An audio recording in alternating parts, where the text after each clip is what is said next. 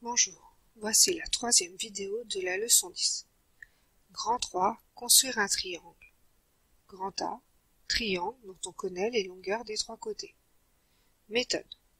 Pour construire le triangle ABC, tel que AB égale 6 cm, BC égale 4,5 cm et AC égale 3 cm, nous avons besoin de la règle et du compas. Tout d'abord, on trace le plus grand côté avec la règle AB qui mesure 6 cm. Ensuite, à l'aide du compas et de la règle, je prends un écartement de 3 cm.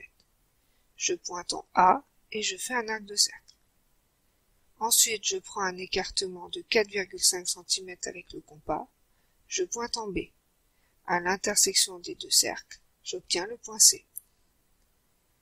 Grand B. Triangle rectangle dont on connaît les longueurs des deux côtés de l'angle droit. Méthode.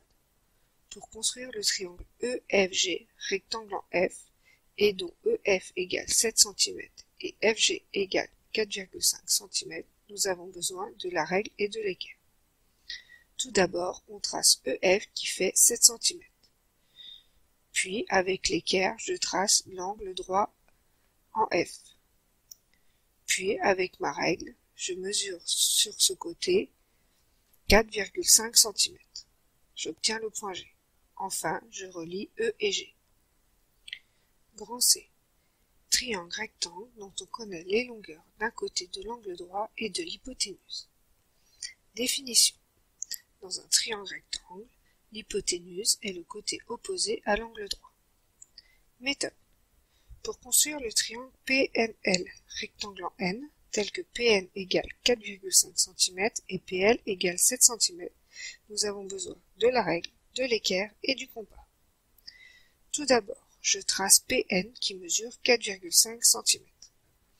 Puis, je trace la perpendiculaire à PN passant par N. Avec mon compas, je prends un écartement de 7 cm, je pointe en P et je trace un arc de cercle qui coupe la perpendiculaire à PN en N. À l'intersection de cette perpendiculaire et de mon arc de cercle, j'obtiens le point L. Je n'ai plus qu'à relier P et L.